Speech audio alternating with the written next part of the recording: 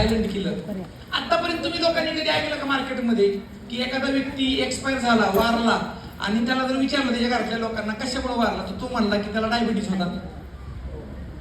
असं ऐकलंय का? डायबिटीस मुळे माणूस मरत नाही, पण मरायला जे जे करावं लागतं ते सगळं डायबिटीस करतो. हॅलो, बरोबर आहे का चुकीचं? Hello, yes or no? Diabetes मुळे माणूस मरत, पण मरण्यासाठी जे जे करावं लागतं ते सगळं डायबिटीस करतो. Yes or no? म्हणून याला म्हणतात सायलेंट किलर. काय म्हणतात? त्यातली त्यात एशियन कंट्रीला म्हणतात माहेरघर डायबिटीसचं. काय म्हणतात? काय म्हणतात? का सगळ्यात जास्त डायबिटीसची लोक एशियन कंट्रीमध्ये सापडतात. त्याला म्हणतात इंडियन एशियन फिनोटाईप. आपल्या लोकांचं जर बघितलं तर पोटाचा भाग असतो ना, पोटाचा घेर जास्त असतो. बाकीच्या फॉरेन कंट्रीच्या लोकांना तुम्ही बघा, त्यांच्या पोटाचा घेर एवढा मोठा नसतो, आपला पोटाचा घेर जास्त असतो. का? कारण आपल्या शरीरामध्ये, आपल्या ह्या पार्टमध्ये जास्त चरबी जमा होते, कोलेस्ट्रॉल जास्त जमा होतं, आणि म्हणून ऑटोमॅटिक लिव्हर आणि पॅनक्रियास मधल्या सेल इनॅक्टिव्ह होतात आणि डायबिटीसचं प्रमाण वाढते. इथे अशा तुमच्या डायबिटीसला काय म्हणायचं? Silent killer. इथपर्यंत क्लिअर? आता कंटेंट बघूया काय काय डायबिटीस मध्ये आहेत. तुम्ही म्हणता ह्यातले तर आमच्या घरात आहेत सगळे. लसूण पण आहे, कारलं पण आहे, दालचिनी पण आहे, हळदीपात पण आहे, पालक पण आहे, गुडमार कुठे आहे फक्त मला मिळते सांगा. संध्याकाळी JCB ट्रॅक्टर घेऊनच जातो, उकरून आणतो अख्ख्या माळा जेवढा असला तेवढं. Hello, yes or no? तुमच्या ते काय लोक असं पण म्हणतील, सर यातलं 90% तर माझ्या घरात आहे, मग मी 2000 रुपयाचा डायबा घ्यायच्या ऐवजी मी घरी जाऊन लसूण पिसून खायला सुरुवात करतो ना. हॅलो, बरोबर आहे का चुकीचं? असं होत जुन्या काळामध्ये आपल्या इंडियामध्ये वैद्य लोक होते. कसले लोक होते? कुठला झाडाचा कुठला पार्ट वापरायचा हे त्यांना माहिती होतं. काय वापरायचं हे कळलं पाहिजे. आपण इथं वनस्पतींची नावं लिहिली, खोड वापरायचं, मूळ वापरायचं, पान वापरायचं, आणि तुम्हाला सांगायला अभिमान वाटतो, प्राऊड वाटतो की आपले प्रोडक्ट काय काय लेवलचे आहेत. ऐकायचं तुम्हाला लोकांना? गव्हर्नमेंट ऑफ इंडियानं पाठीमागच्या 3 वर्षापूर्वी 4 वर्षापूर्वी एक नियम काढला. तुम्हाला कुठलंही प्रोडक्ट जर मार्केटमध्ये आणायचं असेल तर इथून पुढे तुम्हाला फक्त त्याच्यावरती असं लिहून चालणार नाही कवच बीज 2 ग्रॅम. तर कवच बीज 2 ग्रॅम लिहून चालणार नाही, त्या झाडाचा कुठला पार्ट वापरला ते पण तुम्हाला प्रोडक्टवर मेन्शन करावं लागेल. बरोबर आहे का चुकीचं? म्हणून घरी गेल्यावरती आपला एलिमेंट वेलनेसचा कुठलाही डबा उघडून बघा, कुठलीही बॉटल उघडून बघा किंवा लेबल चेक करा. जे जे कंटेंट आपल्या डब्यावर लिहिलंय त्या कंटेंटच्या पुढे त्याचं पान वापरलंय, फूल वापरलंय, फळ वापरलंय, काय वापरलंय हे मेन्शन केलेलं असतं. म्हणून आपल्या कंपनीचं प्रोडक्ट वर्ल्ड मध्ये 1 नंबर मानलं जातं. लक्षामध्ये. आता मेन बघूया आपण डायबाला काय. डायबिटीस म्हणजे काय? बोलला तुम्ही लोक. डायबिटीस म्हणजे काय? रक्तामधली शुगर वाढते. Yes or no? आता माझा दुसरा प्रश्न आहे, तुम्ही लोक बोलणार ना? पण तुम्ही बोलणार तर मी पुढे कंटिन्यू ट्रेनिंग घ्या, नाहीतर मी 2 तासात पण संपू शकतो, काय अडचण नाही. Hello, yes or no? बोलणार तुम्ही लोक. शुगर का वाढत असेल रक्तातली? तुमच्या घरातल्या साखरेच्या डब्यातली साखर संपतच नाहीये. कारण काय असेल? शुगर वापरत नाही. बरोबर आहे का चुकीचं? रक्तातली साखर का वाढत असेल? रक्तातली साखर वापरली जात नाही. आता का वापरली जात नसेल? शरीराला तर गरज आहे ना. शुगर शिवाय, कार्बोहायड्रेट शिवाय आपल्या शरीरातली कुठलीही पेशी जिवंत शकते का? नाही राहू शकत. मग रक्तातली शुगर का वापरली जात नाही? त्याला काहीतरी कारण असेल का नसेल? तर त्याच्यावरती 2 प्रकार पडतात, type 1 diabetes, type 2 diabetes. Insulin dependent, insulin independent. हे लक्षात तुमच्या. आता तुम्ही म्हणता डायबिटीस म्हणजे काय ते मी 2 मिनिटांमध्ये एक्सप्लेन करतो. तुम्ही लोक जर ध्यान देऊन ऐकणार असाल तर. मागच्यांना ऐकायचंय ना? डायबिटीस म्हणजे काय? रक्तातली वाढलेली साखर. आपण रक्ताला समजूया गोडाऊन. आपल्या शरीरातलं रक्त म्हणजे काय आहे? गोडाऊन. काय येते? गोडाऊन. आणि त्या गोडाऊन मध्ये साखर पण येते, ऑक्सिजन पण येतो, हार्मोन पण येतात, सगळ्या गोष्टी येतात. मान्य करता की नाही करता? आता ह्या गोडाऊन मधली साखर, रक्त ज्यावेळेस आपल्या शरीरातून फिरत असते तर शरीराच्या प्रत्येक भागापर्यंत साखर डिलिव्हर करावी लागते. हॅलो, जसा रेशनचा ट्रक येतो ना, की ह्या गावातल्या रेशन कार्डच्या दुकानावरती 4 पोती खाली केली, पुढच्या गावातल्या रेशनच्या दुकानावरती 10 पोती खाली केली, करतो की नाही करतो? तसं रक्तामधली साखर आपल्या शरीरातल्या प्रत्येक पेशीपर्यंत पुरवायची असते. पण हे पुरवत असताना गडबड काय होती? ऐकायला आवडेल तुम्हाला लोकांना? हे गोडाऊनला आहे खूप मोठं कुलूप. गोडाऊनला काय आहे? ती कुलूप उघडली केल्याशिवाय रक्तातली साखर गोडाऊनच्या बाहेर येत नाही, म्हणजे पेशीपर्यंत पोहोचत नाही. हॅलो, समजतंय? रक्त म्हणजे गोडाऊन, गोडाऊन मध्ये साखर आहे आणि त्या गोडाऊनला आहे कुलूप आणि त्या कुलपाच्या चावीला म्हणतात इन्सुलिन. हॅलो, काय म्हणतात? कुलपाच्या चावीला काय म्हणतात? इन्सुलिन. गडबड काय होती बघ, रक्तातली साखर का वाढते? काही कंडिशन मध्ये इन्सुलिन डिपेंडंट डायबिटीज मध्ये गडबड काय होती, त्या माणसाच्या शरीरामध्ये ऑक्सिडेशन मुळे, केमिकल कन्झम्पशन मुळे, युव्ही रेडिएशन मुळे, किमोथेरपी मुळे शरीरातल्या सेल डॅमेज होतात, लिव्हर खराब होतो, पोल्युटेड पाणी प्याला, कारण भरपूर आहेत त्याला लिव्हर खराब व्हायला. आणि लिव्हरचाच एक पार्ट आहे ज्याला आपण पॅनक्रियाज म्हणतो. त्या पॅनक्रियाज मध्ये एक पेशींचा ग्रुप असतो द्राक्षाच्या गाडासारखा, त्याला म्हणतात आयसलेट्स ऑफ बिटा लँगरहॅन्स. काय म्हणतात? आयसलेट्स ऑफ बिटा लँगरहॅन्स. आयसलेट्स म्हणजे काय? समुद्रातल्या बेटांसारखं दिसतं ते, म्हणून त्याला म्हणतात आयसलेट्स. त्याचं काम काय आहे? इन्सुलिन तयार करणं. आता इन्सुलिन तयार करणाऱ्या पेशी जर खतम होत गेल्या असतील तर शरीरामध्ये कुलपत भरपूर आहेत, पण चावी अवेलेबल आहे का? आवाज आला? चावी अवेलेबल आहे का? मग रक्तामध्ये साखर, तुम्ही जेवला की रक्तामध्ये साखर येणार, बरोबर आहे का? चुकीचं आहे. पण रक्तातली साखर जर तुमच्या प्रत्येक पेशीपर्यंत पुरवायची आहे, जर ते कुलूप उघडायला चावी शिल्लक नाहीये, तर रक्तातली साखर वाढणार का नाही वाढणार? मग तुम्ही म्हणताल आपलं शरीर साखर कमी का करत नाही, जेवण बंद का करत नाही, याचं कारण ऐकायचंय? तुम्ही सकाळी जेवलाय, ज्याला डायबिटीज सांगतो तो जेवलाय सकाळी, त्यातली काही शुगर थोडेफार इन्सुलिन शरीरामध्ये आहे, शरीरापर्यंत पोहोचते इन्सुलिन, शुगर पोहोचते सर्व, पण त्याला पूर्ण भूक त्याची पूर्ण झालेली नाही, पूर्ण शुगर रक्तातली शरीरापर्यंत पोहोचलेली नाही. आता गडबड काय होती? शरीरातल्या पेशी थकायला चालू होतात. का? कारण त्याला ऊर्जा मिळत नाही. जसं गाडी चालवायला फ्यूल लागतं, डिझेल लागतं, पेट्रोल लागतं, तसं पेशींना काम करण्यासाठी ऊर्जा लागते, ग्लुकोज लागतं, हे सर्व शुगर लागते. मान्य करते की नाही करतात? आता शुगर जर पेशीपर्यंत पोहोचत नाही तर त्या काम करताना पेशी थकणार का नाही थकणार? मग शुगर वाला माणूस पण थकतो, हे सर्व मान्य करते की नाही करतात? आता त्याच्या पेशींना शुगर मिळत नाही, मग शुगर कंप्लेंट कुठे करते, पेशी कंप्लेंट कुठे करतात? इथं.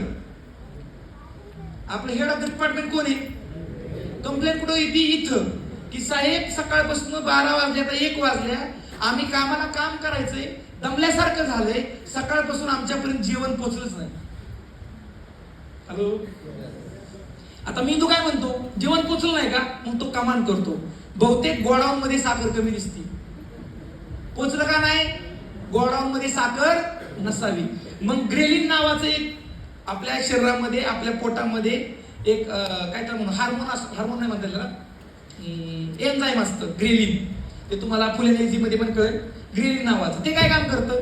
नावच कसं बघा, ग्रेलिन. आपण म्हणतो ना पोटात कावळे वरडतात, गुडगुड करतं ना, भूक लागल्यावर करतं का नाही करतं? तर ते ग्रेलिन नावाचं एन्झाईम ऍक्टिव्हेट होतं. आणि ते ऍक्टिव्हेट होतं कशामुळं? ग्रेलिन ऍक्टिव्हेट झालं की समजायचं त्या माणसाला भूक लागणार म्हणजे लागणार म्हणजे लागणार म्हणजे लागणार. Yes or no? Hello, yes or no? आता त्या माणसाला परत जेवण केलं, रक्तामध्ये ऑलरेडी साखर होती का नव्हती? त्याने अजून जेवण केलं, रक्तातली साखर अजून वाढली का कमी झाली? वाढली.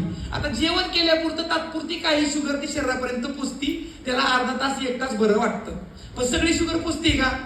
नाही पोचत. परत 2 तासाला 3 तासाला त्याला परत भूक लागते. Yes or no? म्हणून डायबिटीज वाल्या माणसाला दिवसातून 4 वेळा 5 वेळा खायची इच्छा होते. मान्य करते की नाही करत? आणि लेडीज लोकांना माझा प्रश्न आहे की त्याची इच्छा नसती, केमिकल प्रॉब्लेम आहे. तुमच्या पण घरामध्ये तुमचे आई वडील सासरे असतात, लय चिडचिड करत जाऊ नका, सारखंच किती वेळा जेवाय देऊ, त्यांना नाही भूक लागत आहे, त्यांचं शरीराचं मेकॅनिझम त्यांना भूक लावतंय. मान्य करताय की नाही करताय? आता याच्यामुळे गडबड काय होती? रक्तातली साखर वाढत गेली, रक्ताची डेन्सिटी बदलणार का नाही बदलणार? रक्त घट्ट व्हायला सुरुवात होणार का नाही होणार? मग ते घट्ट होऊ नये म्हणून एक डॉक्टर आपल्या शरीरामध्ये काम करतो. डॉक्टर तुम्हाला काय ऐकायचं आहे? एवढ्या आवाजात ऐकायचं आहे? जगातला सगळ्यात भारी डॉक्टर आपलं शरीर. हॅलो, जगातला सगळ्यात भारी डॉक्टर कोण आहे? आपलं शरीर. शरीर काळजी घेतं की रक्ताची डेन्सिटी नाही वाढली पाहिजे, रक्त घट्ट नाही झालं पाहिजे. मग काय करतं? रक्तातली साखर इच्छा नसताना पण आपला मेंदू किडनीतनं फिल्टर करायला चालू करतो, आणि म्हणून डायबिटीज वाल्या माणसाची शुगर डिटेक्ट होती युरिन मध्ये. Hello, yes or no? ज्या चाळणीनं मैदा चाळायला पाहिजे त्या चाळणीनं खडी चाळायला सुरुवात होते. हॅलो? आणि म्हणून डायबिटीज वाल्या माणसाचा किडनी खराब व्हायचे चान्सेस वाढतात. इथे लक्षात तुमच्या. हॅलो? Yes or no? मान्य करता की नाही करता? आता रक्तातली साखर बाहेर काढायची म्हणजे पाण्याबरोबर बाहेर येणार ती. मग त्या माणसाला वारंवार लघवीला पण लागतं, सारखी तहान पण लागते. तर ह्या डायबिटीजची लक्षण कळली असं तर मनापासून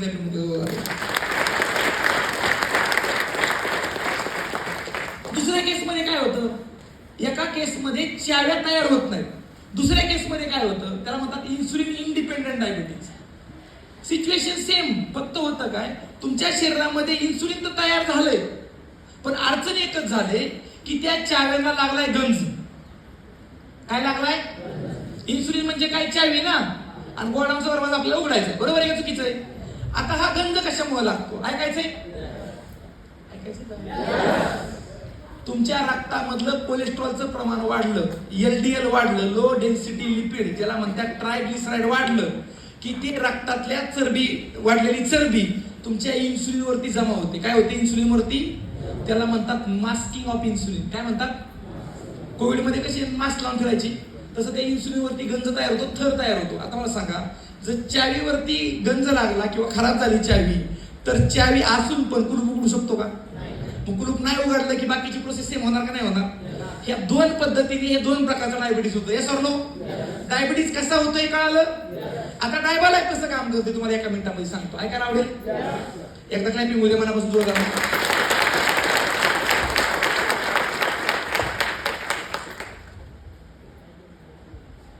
टाईप 1 म्हणजे इन्सुलिन डिपेंडंट आणि टाईप 2 म्हणजे इन्सुलिन इंडिपेंडंट. येते लक्षात तुमच्या? आता ते बरं कसं करतं?